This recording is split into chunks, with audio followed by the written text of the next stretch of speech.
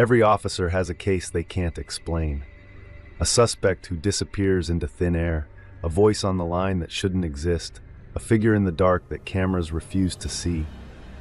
These stories aren't in the reports. They're the ones whispered over late-night shifts, the ones that make even the toughest cops look over their shoulder. Listen closely and decide for yourself what's real. It was just another call, the kind we get all the time, a domestic disturbance. Nothing out of the ordinary, or so I thought. The dispatcher's voice had a hint of urgency, but not enough to send red flags.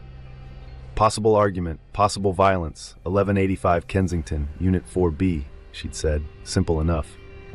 Kensington wasn't a neighborhood I spent much time in, but I knew it. Old buildings, worn down by time and the people who still lived in them. It wasn't the kind of place you'd expect trouble to come from, but trouble has a way of creeping up in the most unexpected places. We pulled up to the building. Brick, cracked, windows with curtains that had been bleached by the sun. I could already hear the faint hum of the street below, the world spinning outside, unaware of the storm inside. My partner, Officer Stevens, gave me a look as we stepped out of the cruiser. "You think it's just another lover's spat?" I shrugged. But I wasn't so sure. Something felt off. Maybe, or maybe not. We approached the door, knocked twice, and called out. No response. A second knock. Nothing. I could hear muffled voices through the thin walls, but they were faint, as if they were coming from somewhere far away, disconnected. I exchanged a glance with Stevens. "Let's force it," I said. There was something about the stillness that gnawed at me. Not the usual loud, frantic yelling you expect from these types of calls. No, this felt different, distant, hollow even. Stevens nodded, and we set to work, breaking the door open. The lock splintered under pressure, and we stepped into the apartment. It was quiet. Too quiet. The apartment was modest, furniture old and worn but clean, with framed pictures on the walls. There were 2 cups on the coffee table, one tipped over, the coffee long cold. Everything looked normal. Too normal. "Hello?" I called out, scanning the room. "Police, is everything okay?" There was no answer, but then a sound. It started as a soft sound, barely a whisper at first, a soft sobbing, the kind of crying you'd expect to hear from a child, but it didn't stop. It wasn't loud, just a steady, rhythmic sobbing. "Stevens," I said quietly, my heart picking up pace. "You hear that?" "Yeah," he replied, his voice tense. He was already looking around, his hand hovering near his holster. "It's coming from somewhere inside, but there's no one here." The sound was growing clearer now. It was coming from the back bedroom, down the hall. We moved cautiously toward the room, the door slightly ajar. The sobs grew louder with each step, more desperate. But the apartment was still empty. No sign of a struggle, no sign of anyone living here. I pushed the door open. Empty. There was nothing in the room except for a few scattered clothes and a dusty old bed. The sobs were unmistakable now. Louder, sharper. But no one was there. "Where the hell is that coming from?" Stevens muttered, his voice tight with disbelief. I scanned the room again, my flashlight sweeping across the walls, the empty closet. There was a small, closed window on the far wall, the blinds half drawn. I moved toward it, but something caught my eye. A figure in the corner of the room. A figure sitting with its back to me, hunched over, as if cradling something in its arms. I froze. The figure was small, dressed in a long, dark gown, its hair hanging loose around its shoulders. It didn't move. The sobs, they were coming from it. "Ma'am?" I called out, my voice barely above a whisper. I took a step closer. "Are you okay?" No response. The sobbing continued, but the figure remained unmoving. A chill crept up my spine as I took another step closer. I reached out to touch the woman's shoulder, and then, just as I made contact, the sobbing stopped. Silence. The figure turned slowly, as if waking from a dream. But when I saw its face, if you could even call it a face, I recoiled in horror. It wasn't a woman, not anymore. The face was twisted, distorted. There were no eyes, just hollow black sockets where they should have been. A gaping mouth stretched wide in a silent scream, the skin pale and slick with some kind of substance that dripped onto the floor. It wasn't human anymore. I staggered back, my breath catching in my throat, my heart racing. Stevens shouted something, probably my name, but I couldn't focus on him. I couldn't focus on anything except the figure in front of me. It reached out toward me, its hands elongated, its fingers like claws. But before it could touch me, I heard another sound, the sobbing, louder now, coming from the hall, from behind me. I spun around, but the hallway was still empty. When I looked back to the figure, it was gone. The room was as empty as it had been when we first walked in. The sobbing continued, but now it was distant, echoing as though it was coming from somewhere deeper within the building. I stood there for what felt like an eternity, unable to move, unable to speak. Stevens had backed away from the room, his face pale, his hands shaking, but he couldn't speak either. We both heard it, the sobbing, still there, but now fading, as if it was moving further away from us. We left the room, we left the apartment, we left the building as quickly as we could. The sobbing didn't stop, though. It followed us, echoing in the hallways, in the stairwell, and the elevator shaft. The sound filled the space like it was alive, feeding off the fear, feeding off the unknown. We never spoke of it again. It's been years, and I still hear it sometimes, the sound of sobbing drifting through my mind when I least expect it. It's the kind of thing that doesn't just go away. You can't unhear something like that. You can't unsee what we saw in that room. And as for the woman in the gown, I don't think she ever left. The crying is still out there, in the quiet corners of buildings like that one. You just have to listen closely enough. Hello, friends. Thank you for watching. A special shout out to our subscribers. You keep these eerie stories alive. But here's the thing, only 30% of viewers are subscribed. If you enjoy our content, hitting subscribe helps us more than you know.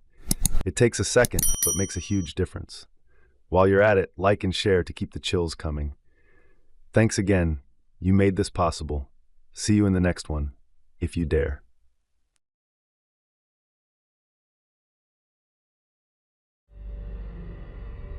It was one of those cold, unsettling nights when the air outside the squad car feels like it's trying to steal your breath. Not many people remember the old asylum anymore. The doors had been locked for years, the windows boarded up, and the stories about what happened there, well, they were whispered and often dismissed as just that, stories. But when you're a cop, you can't afford to dismiss anything, especially when it feels like something's off.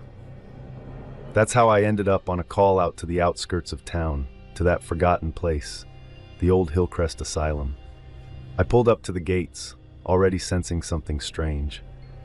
The place looked worse than it did in the photos, like it had been waiting for someone to notice it, like it was begging to be remembered. But there was no time to linger on the thought.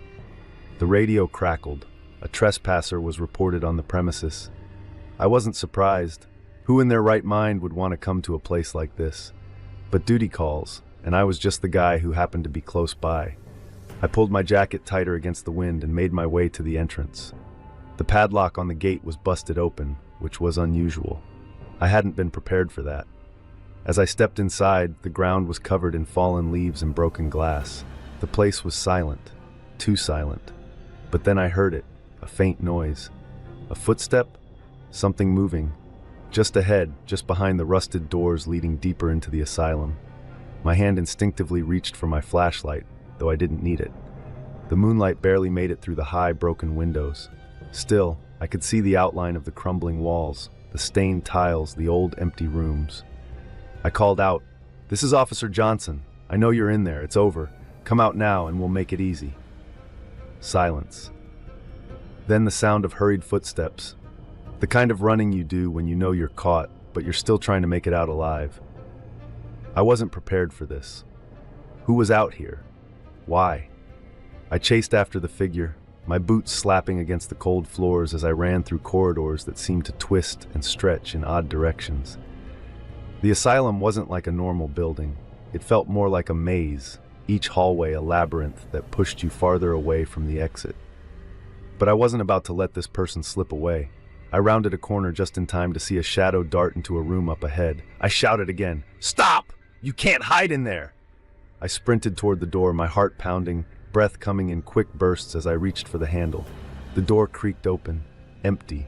The room was empty, but I felt it.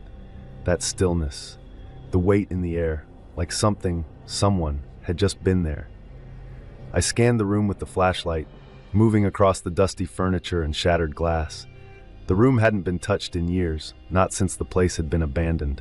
The walls were covered in peeling paint, old papers scattered across the floor, a layer of dust thick enough to make everything feel like it hadn't moved in decades. I stepped inside, my mind racing. I'd seen this before. Empty rooms, strange encounters, but this felt different. The air was colder, the silence deeper. And then, there it was. A strange, almost imperceptible noise. A faint clicking sound from somewhere. A lock? A latch? I turned slowly, following the noise.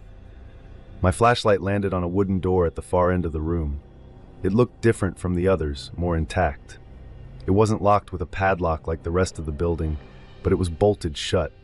There was something odd about it, something that felt like it was holding back years of history. The bolt hadn't been moved in ages. I approached it cautiously, listening closely. The sound of breathing, slightly labored, came from inside. "Who's there?"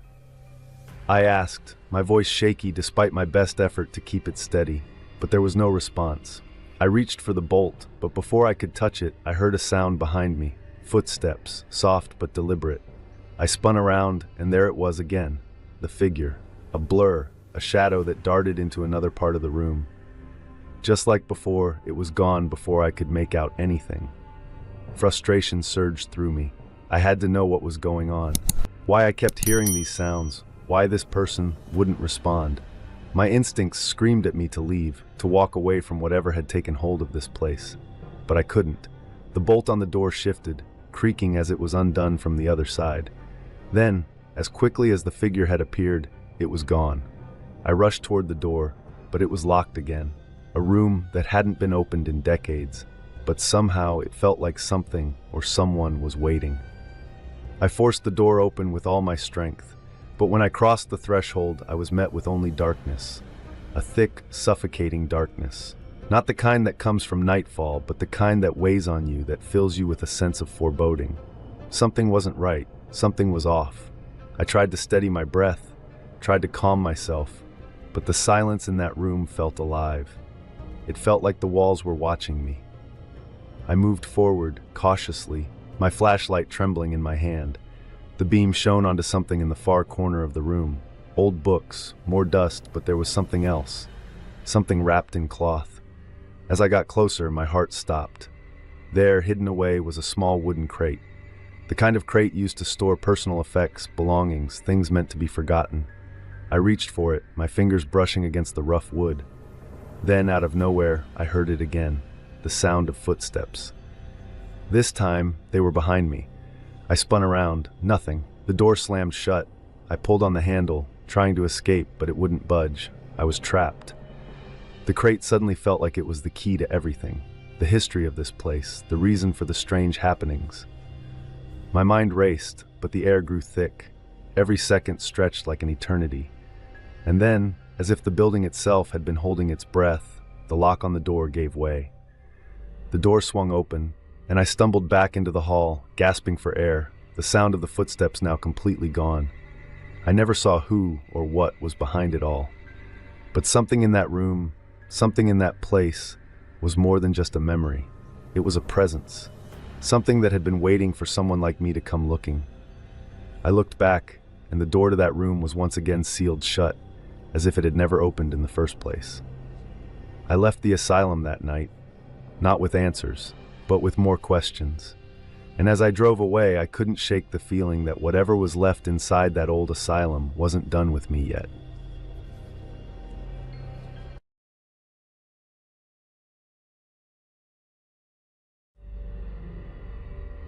There are calls that don't sit right with you, the kind that make you doubt your own senses, your instincts, or even the world around you.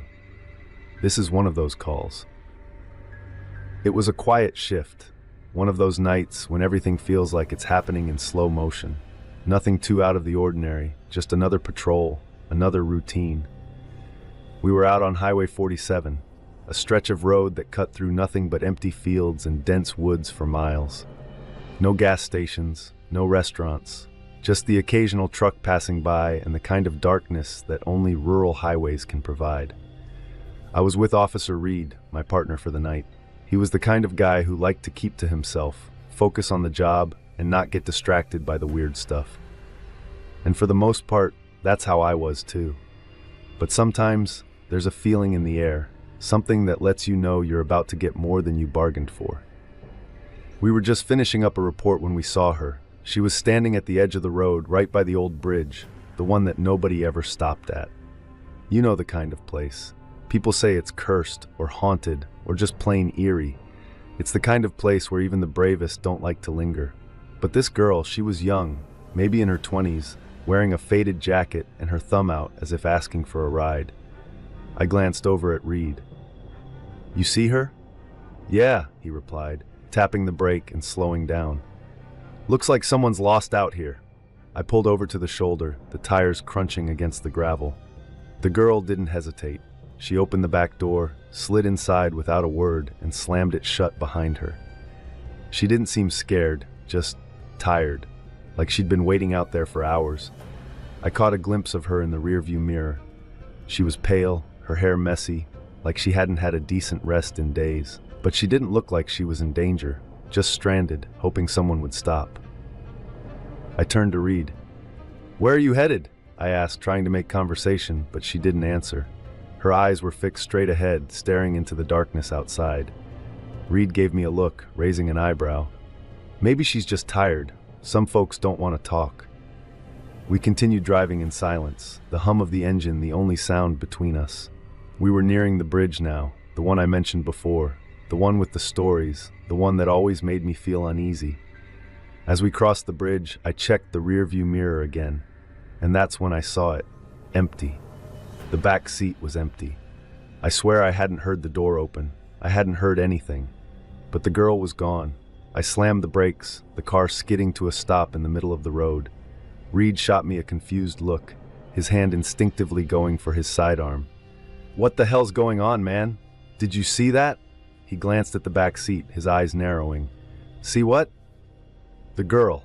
She was there, right? She just vanished." He looked around the car, then back out the window. Nothing. Maybe she bailed out when we weren't looking, but I knew. I knew what I'd seen, and there was no way she just disappeared like that. I put the car in reverse, circling the area around the bridge. There was no sign of her, no tracks, no footsteps. It was like she was never there. "Let's head back to the station," Reed said, trying to shake off the tension in his voice. "You're seeing things, man." I didn't respond. I couldn't. I didn't know what I'd seen, but I knew it wasn't right. It wasn't the last time it happened. A week later, I was out on the same stretch of Highway 47 again, this time with Officer Hayes. We were just finishing up some routine checks when we saw her. Same spot, same girl. She was standing at the edge of the road, thumb out just like before. This time I didn't hesitate. I pulled over immediately, just like I had the first time. Hayes didn't seem to notice anything strange. He just glanced over, shrugged, and opened the door. "Need a ride?" I called out, but the girl didn't say a word. She opened the back door, slid in, and slammed it shut, just like last time. I didn't say anything to Hayes. We drove, and again, the air between us felt thick, like something was about to happen. But this time, I was more prepared. I knew what was coming. As we crossed the bridge, I didn't dare look in the rearview mirror. I didn't need to. I felt it in my gut. I braked hard. The car skidded to a stop. "Again?" Hayes said, sounding alarmed now. "What the hell is going on?" I turned to the back seat. Empty. There was nothing there. Just the same empty space. I pulled over to the side of the road again. My heart was pounding in my chest. Hayes was staring at me, wide-eyed now, no longer thinking I was losing my mind. "What the hell, man?" he muttered, his voice trembling. "Where is she?" I didn't have an answer. I couldn't explain it. It was like the girl never existed, but I knew what I had seen. I backed up again, trying to retrace our steps. I drove slowly, all the way back to the bridge. The headlights swept across the dark road, the fields on either side stretching into nothing.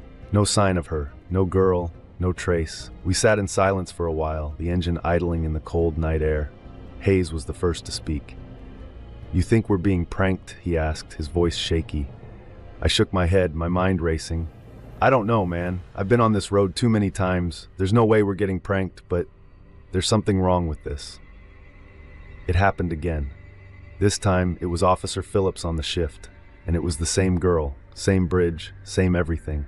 She appeared just as quietly as before, her figure barely visible in the shadows at the side of the road. She climbed into the back seat, silent, and when they crossed the bridge, just like clockwork, she was gone again. But this time, Phillips wasn't so quick to drive away. He stopped the car, got out, and started searching the area on foot. The next thing we knew, Phillips was gone too. Missing. No sign of him. Not even the smallest clue to what had happened. And that's when the rumors started spreading. Some say it's a ghost. Others say it's something worse. I don't know what to believe anymore. All I know is we never picked her up again. Not once. Every time I pass that bridge now, I think about her. And sometimes when the fog rolls in thick and the headlights flicker just right, I could swear I see a figure at the side of the road. Waiting. But I've learned my lesson. I don't stop anymore. Because some things don't need to be explained. Some things don't want to be understood. And the girl on Highway 47, she's just one of those things.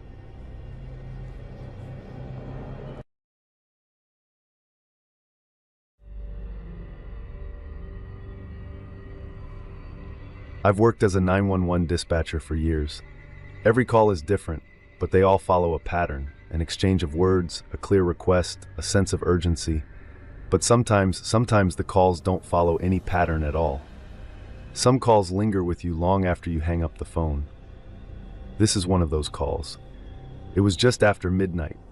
The shift had been quiet, too quiet, and I was staring at the clock, waiting for something to break the silence. The phone lines buzzed with occasional test calls from officers checking in. Nothing out of the ordinary. Then it rang. I answered quickly, as I always do. 911, what's your emergency? There was no response at first, just heavy breathing. I could feel the tension crawling up my spine. Something about that silence, it wasn't right. Hello? I tried again. Ma'am, are you there? And then, finally, I heard it. Her voice, frantic, breathless, trembling with fear. They're in the house, she cried. They're in the house. Please help me. I don't know who they are, but they're here. They're coming for me. My mind raced as I processed her words, adrenaline hitting my system. I kept my tone calm, trying to anchor her, trying to get her to breathe. Okay, stay calm. Where are you? Can you tell me your address? I asked, my fingers already typing into the system, pulling up the information. Her reply came in broken sobs. I don't know. I don't know where I am. It's an old house, a big one. But please, they're getting closer. Please, they're coming up the stairs. I can hear them. The line went dead. I could hear my own heart pounding as the silence on the other end stretched on. No dial tone, no static, just dead air. But the call didn't disconnect. The line stayed open. I immediately dispatched a unit. Officers Matthews and Garcia were close by, only a few blocks away. I gave them the address I had on file, but something didn't sit right. The woman's voice had been filled with panic, but there was a hollow quality to it, a kind of desperation that didn't belong. It felt like she wasn't just afraid of someone in her house. It was more like she was trapped by something much bigger than that. The officers arrived at the location a few minutes later. They pulled up to an old, tough, dilapidated house on a forgotten stretch of road. The kind of place that looked like it hadn't seen life in years. Peeling paint, broken windows, weeds growing where the driveway used to be. It had been abandoned for decades, according to the records. There was no reason for anyone to be there, let alone a frantic woman begging for help. I could hear the officer's voice crackling through the radio as he approached the front door. Dispatch, we're at the address. No lights on, no sign of life. Looks like this place hasn't been lived in for a long time. I frowned, confusion creeping into my voice. Wait, you're sure? The records show this house was abandoned. Matthews cut me off, his voice tight with tension. Yeah, well, it's not empty now, that's for sure. I felt a cold shiver run down my spine. The officers entered the house and I could hear their footsteps echoing through the empty halls. The place was dark, the air thick with dust. Nothing seemed to have changed in all those years, yet Matthews and Garcia's voices grew more and more confused. Dispatch, Matthews said, sounding unsettled. There's nothing here, no furniture, no signs of life, just old wallpaper and floorboards, but it's weird. I swear I can hear something like whispers, like someone's trying to talk. I felt a lump form in my throat. Whispers? What do you mean, whispers? Garcia's voice came through, her tone just as confused. Yeah, like there's no one here, but we keep hearing voices, faint ones. They sound like someone's talking, but I can't make out the words. And wait, Matthews, do you see that? Matthews replied, his voice barely a whisper now. There's a phone on the floor. How is this possible? It's warm. A strange chill gripped me. The phone on the floor? That couldn't be right. They hadn't seen a phone when they first arrived. They would have noticed it. Get out of there, I urged, panic creeping into my voice. Leave the house. Something's wrong, don't. But it was too late. The radio crackled again, but this time there was no response. Just static. I shouted into the mic, but nothing came back. My heart was pounding in my ears. I had no idea what was happening, but I could feel it, like the air itself had shifted. Something was wrong. Something was very wrong. Minutes passed, and I was on edge, waiting for any kind of update. And then, just as quickly as they had gone silent, the officers returned to the radio. We're out. Matthew's voice came through, but it sounded distant, strained. Dispatch, we're out, but there's something you need to know. The house is... I don't know how to explain it. It's just wrong. We're getting back in the car now. Matthews, I said, my voice shaking. What happened? Where's the phone? The woman? Did you... But before he could respond, the radio cut off. It stayed silent, for what felt like an eternity. I waited, and waited. Then, finally, after an excruciating pause, Matthew's voice came back through the radio, but it wasn't the voice of the officer who had gone in. Dispatch, the voice said, cold and hollow. It wasn't Matthews. It wasn't Garcia either. It was the woman, the one who had called. But now, she sounded different, far away, echoing as though the voice wasn't coming from the radio at all, but from somewhere else, somewhere deeper. I'm still here, she said softly. Please help me. They won't leave. They won't let me go. The house, it won't let me leave. I felt the blood drain from my face. The call had never truly ended. The woman's voice was still there, lingering in the static. I scrambled to reach the officers again, but all I could hear was silence. A full minute passed. The radio came back to life, but it wasn't Matthews. It wasn't Garcia. Dispatch, a new voice crackled through the line. This is Officer Warren. We found them. We found the car. Warren's voice was flat, emotionless, like he was in shock. They're not here. We found their cruiser, but Matthews and Garcia, they're gone, and there's no sign of them anywhere. My heart stopped. What do you mean? Where did they go? Don't ask me that. I don't know. The house, something's not right, and it's like it took them. Like it took them in the walls. I don't know how else to explain it. The line went dead, and this time it didn't reconnect.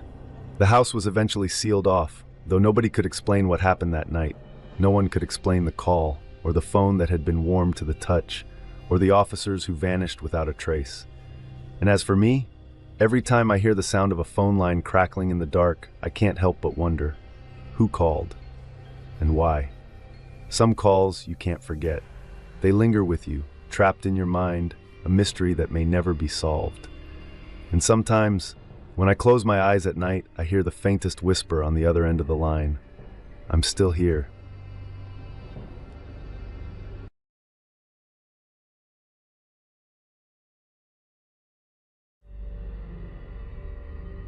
There are things you see that don't make sense. Things that make you second-guess your own eyes, your own mind. And there are places that, no matter how familiar, never feel quite right. The station is one of those places. I've been working night shifts at the precinct for years now, and I can tell you this much. The hours between midnight and dawn have a way of stretching time out into something unnatural. The hallways are quieter, the air is heavier, and if you've ever worked a long shift in a place like this, you know that the silence can play tricks on your mind. But this was different. This wasn't the kind of thing you can brush off. It started about 2 weeks ago. I was working the late shift, just like any other night.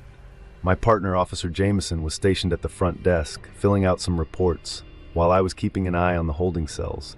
The place was as empty as usual, just a few petty offenders in for the night, no serious cases. The clock was ticking slowly toward 3 a.m., and the station had that eerie quiet to it, where the faint hum of the lights and the occasional clink of the cell bars are the only sounds.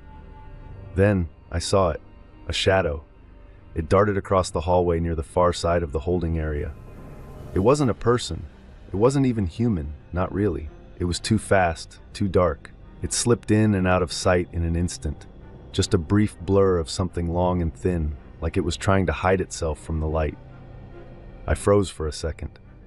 My eyes darted around, looking for an explanation. Maybe it was just a trick of the light, the way the shadows moved in the hallway.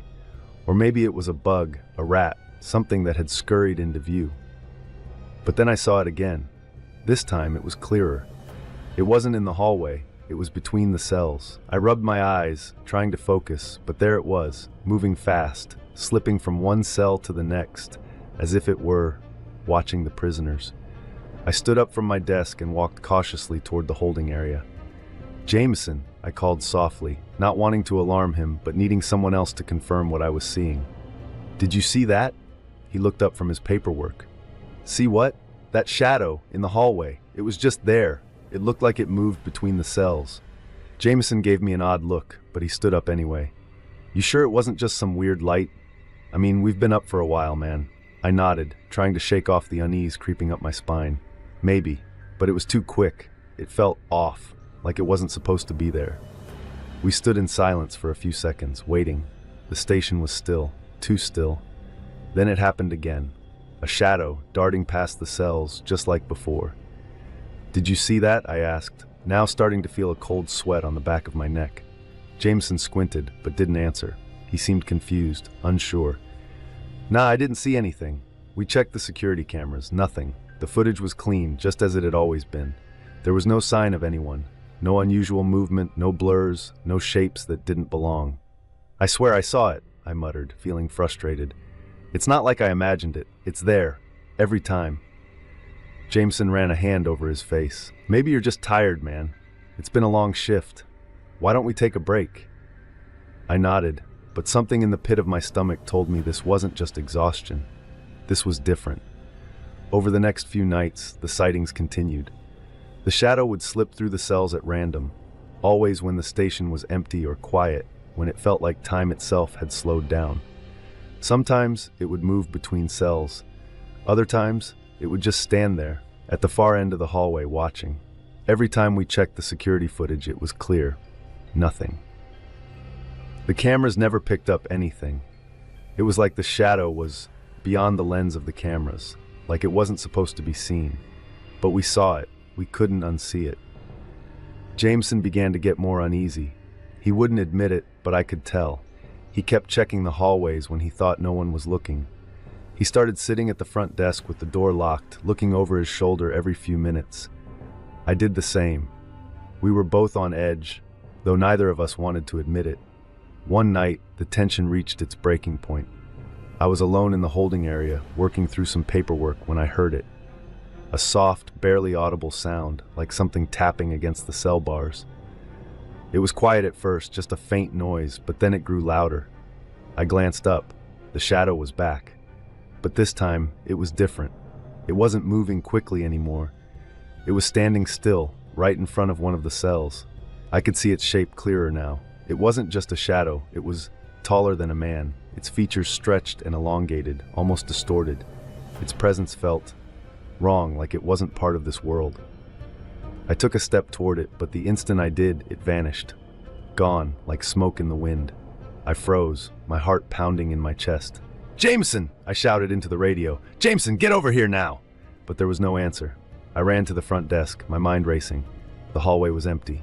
There was no sign of Jameson. No one was around. That's when I heard the soft sound again. This time it was coming from the cells, a whisper. I couldn't make out the words, but the tone of it sent a chill down my spine. I rushed to the holding area, heart thudding in my chest. And then I saw it, Jameson. He was standing at the far end of the hallway, staring at the shadow. His face was pale, his eyes wide and glassy, as if he wasn't in control of his own body. "Jameson?" I called, stepping forward. But he didn't respond. He just stood there frozen, like he was staring at something I couldn't see. I reached for him, grabbed his arm. "Jameson, let's get out of here, man. This place is..." But when I touched him, he jerked away, his eyes snapping back to me with a look of pure terror. "Don't," he whispered, his voice barely audible. "Don't look at it. It's not what you think." I turned toward the shadows, but before I could see anything, the lights flickered. and the station door slammed shut, trapping us both inside. And that was when the voice came. It was a low, guttural sound, so soft it felt like it was in my head more than in the room with us. "Leave, now." I grabbed Jameson's arm and dragged him back toward the door, my heart racing. But the shadow was following us, its presence heavy, oppressive. It wasn't just in the hallway anymore. It was everywhere, in the air, in the walls. The door was locked. We couldn't get out. Hours later, when we were finally able to escape, we didn't speak much. Jameson wouldn't look at me. I think we both knew something had changed that night. Something about that place wasn't right. We never saw the shadow again, not after that night. But every time I pass that station, I can't shake the feeling that something's still there, waiting, watching. Because some shadows don't fade away, they just follow you. And no matter how hard you try, you can't outrun them.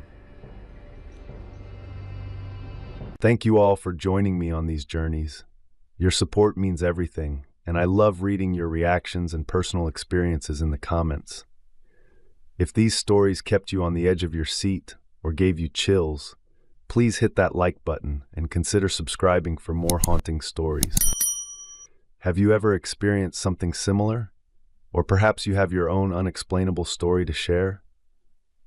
I'd love to hear your thoughts in the comments below. Each of your stories adds another layer to our growing community of horror enthusiasts. And if you think someone else might enjoy a good scare, don't forget to share this video with them. Stay tuned for more spine-chilling stories, and remember, sometimes the scariest tales are the ones that could happen to any of us. Thank you again for watching, and I'll see you in the next video, if you dare.